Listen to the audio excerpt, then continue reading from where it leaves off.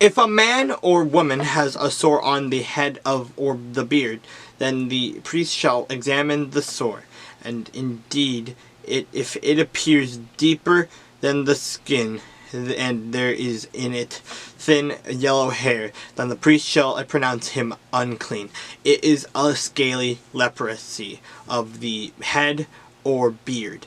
But if the priest examines the scaly sore, and indeed it does not appear deeper than the skin, and there is no black hair in it, then the priest shall isolate the one who has the scale 7 days. And on the 7th day the priest shall examine the sore, and indeed if the scale has not spread, and there is no yellow hair in it, and the scale does not appear deeper than the skin, he shall shave himself, but the scale he shall not shave.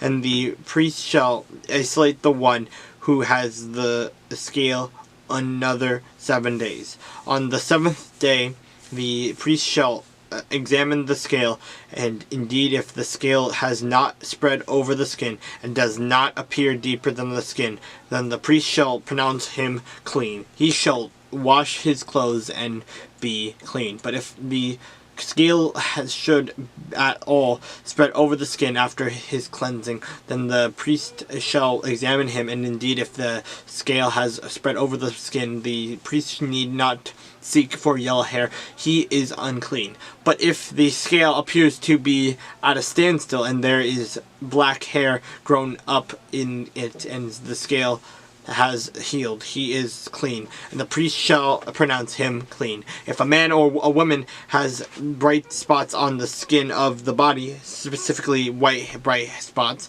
then the priest shall look, and indeed if the bright spots on the skin of the body are dull white, it is a white spot that grows on the skin, he is clean. As for the man whose hair has fallen from his head, he is bald, but he is clean. He whose hair has fallen from his forehead, he is bald on the forehead, but he is clean.